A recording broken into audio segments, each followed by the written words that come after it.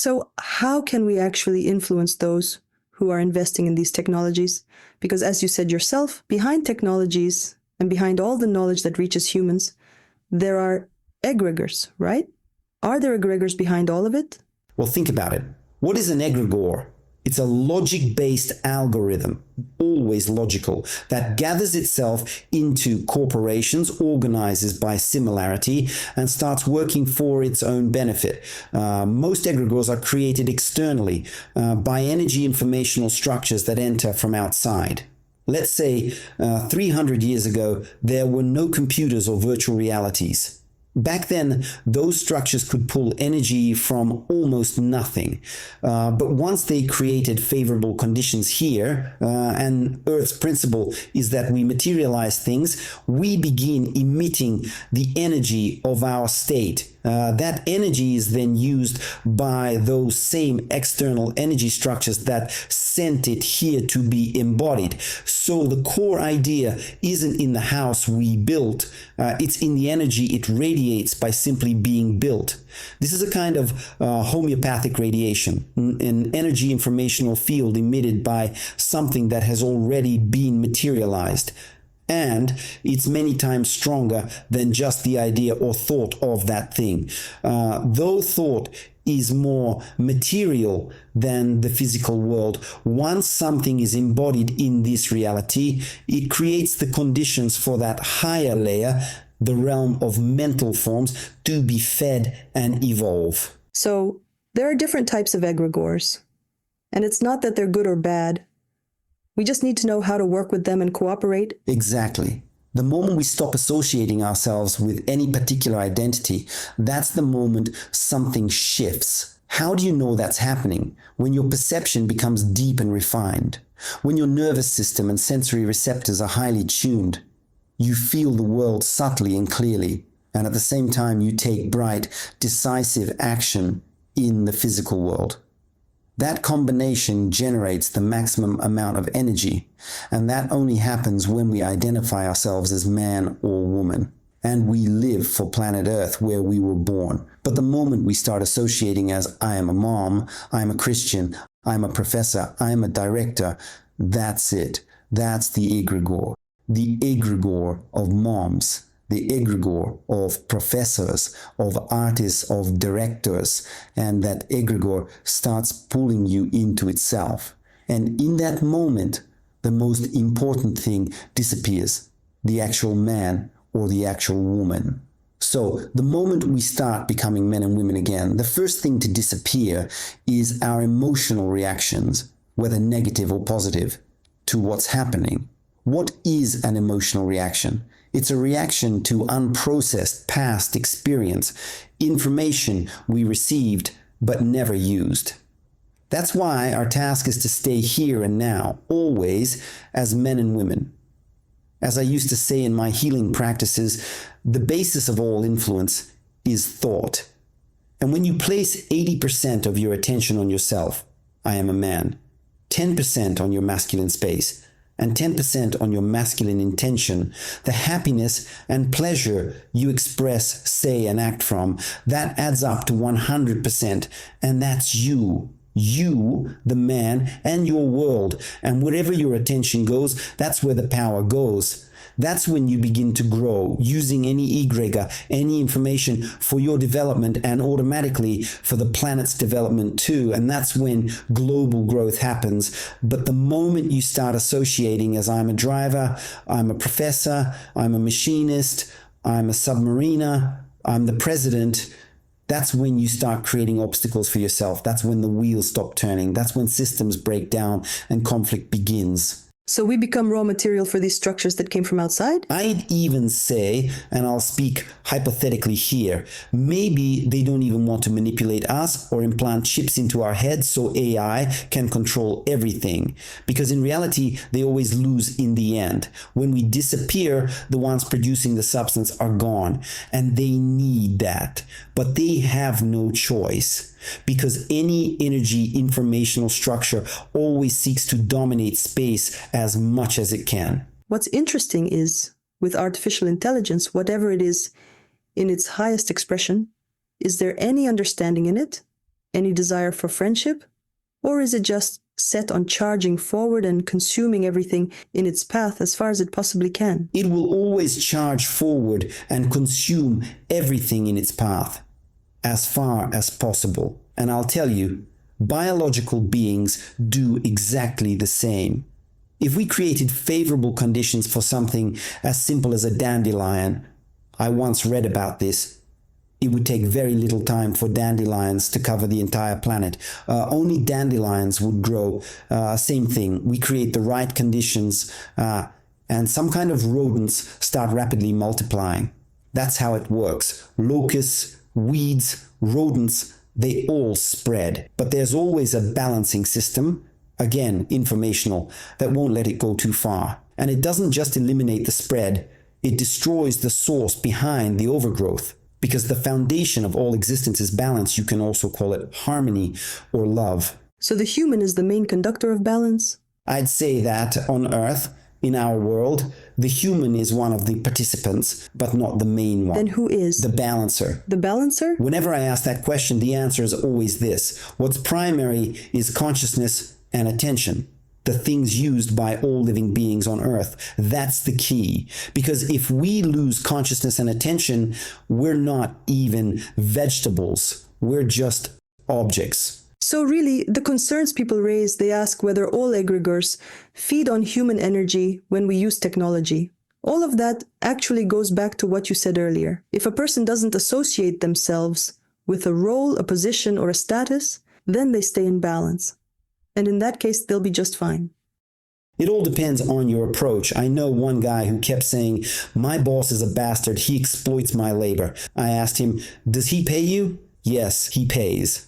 Well, then that's it. Yeah, exactly. So there's energy exchange, and it exists everywhere, in everything. It's a natural process. What matters is how we relate to it. And if you want to do something differently, go ahead and do it.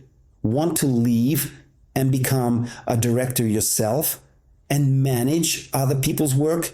If those people do great work and actually enjoy it, then you'll grow and evolve. In my opinion, we need to drop this race to achieve something and instead start showing interest, doing what we love, and creating conditions where everyone who has potential can go into full development without tying that potential to any label or identity. And when that happens, all of us benefit. So if we're all doing what we love, how do we not cross that line between being a merchant, an inventor, or a creative person? Humanity, the principle of humanity, and the state of I am a man, I am a woman. As soon as that becomes our first priority, when we truly see men and women in each other and act based on what's appropriate for the moment, guided by the joy of doing what we do without identifying with it, meaning we always do just a bit less than we want to while creating space for others, then the mechanism activates, and it's simple. When we genuinely celebrate someone else's success, what we receive ends up being even better than what they got. That mechanism works phenomenally well. And if we raise our children from the very beginning with this mindset, supporting one another and creating a space where anyone can lend a hand while also developing independently in the direction that interests them, then this world will keep growing and transforming. Now, the challenge is bringing this balance into a world that's racing toward self-destruction. Because right now, when we look at people, we don't see men and women. What we see is a clear manifestation of the energetic structures you called egregors. That's the painter. He only paints. That's all he knows. But he's already been turned into a consumable. He no longer exists as a human being, as a source of love. He's become just a technocratic component for producing brushstrokes, whether on a canvas or a screen. And now he's no longer needed. That system that used him, it's no longer needed either. So right now, I can only hope that each of us still has at least 10% of man and woman left inside. And what about the trend, where everyone wants to get into the flow or find their mission, that idea of connection, of co-creation? Is that really what people are dreaming of? Is it tied to egregors or energy informational structures? Probably yes. They are dreaming about that, but without understanding how. If we start dreaming every second of being fully present, here and now, of being men and women, acting from love, creating conditions for happiness around us, expressing genuine interest in what we enjoy, doing just a bit less than we crave, seeing men and women in one another, allowing ourselves to explore the new, and using only what aligns with the interests that live within us, then yes, that would be the fullest expression of our divine essence, especially if we raise our children in this way from the very beginning. So, to summarize, there was a question from a viewer.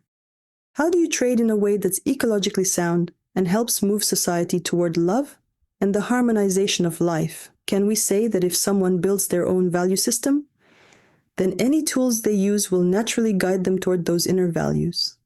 The only question is the transition. You know how a factory works.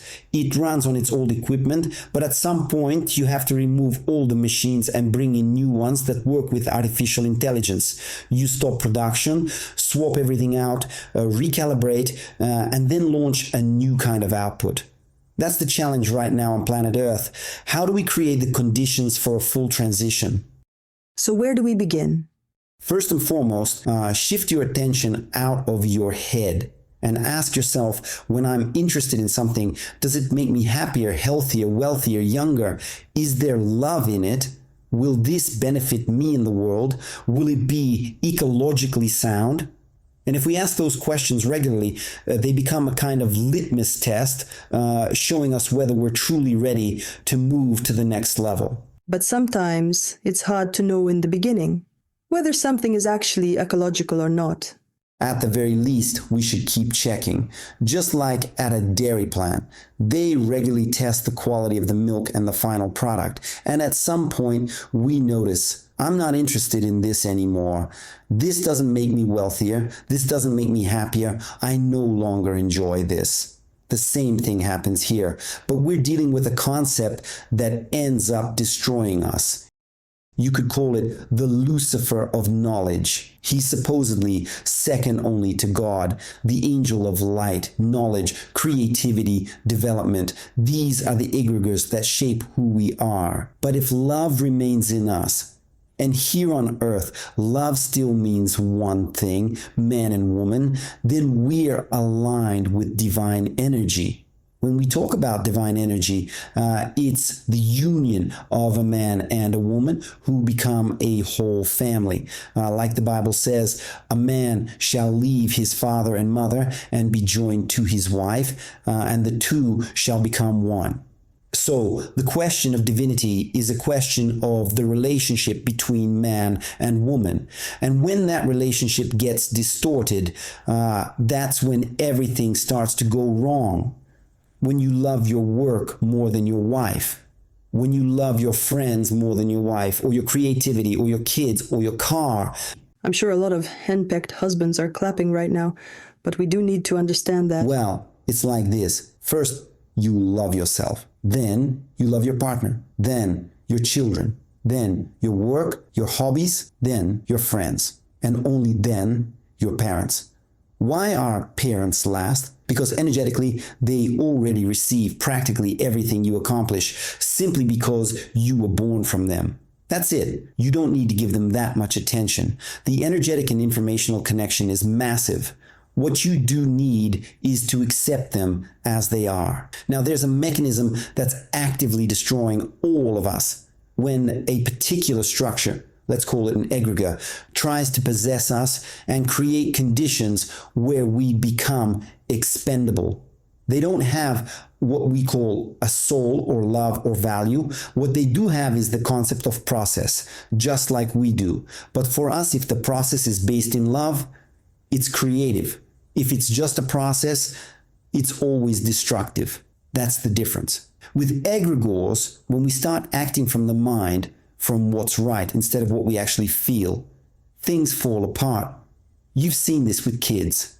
They're playing, and then suddenly they stop and go do something else. The interest is gone, but for us, we keep going, even when the work brings no joy. Why? Fear, or the fact that it pays. And I've said this before in interviews, that's when it all starts breaking down. Accidents, illness, serious problems, even suicides. These egregors always use us to the maximum. And the main goal for those who control us now is to rush us toward stability, meaning the cemetery. That's why we never live beyond 120 years. Because we identify with something. The moment we stop identifying with anything, except being a man or a woman, the moment we start living in love for planet Earth, doing everything with creative interest, and stop immediately the moment we no longer enjoy it, we become eternal. And the main instrument of these energy informational systems is this: guilt, obligation, pity, and dependency on other people's opinions. That's it. There are others, but those are the key ones. And if we're stuck in those states, we're running a self-destruction program. Always. It's a self-destruction program. And if you notice, the moment we create stillness inside, whether you call it meditation or turning off the inner dialogue, it doesn't matter. What matters is that we create stillness in our feelings. And once that stillness appears and we agree with the world as it is, things always begin to harmonize.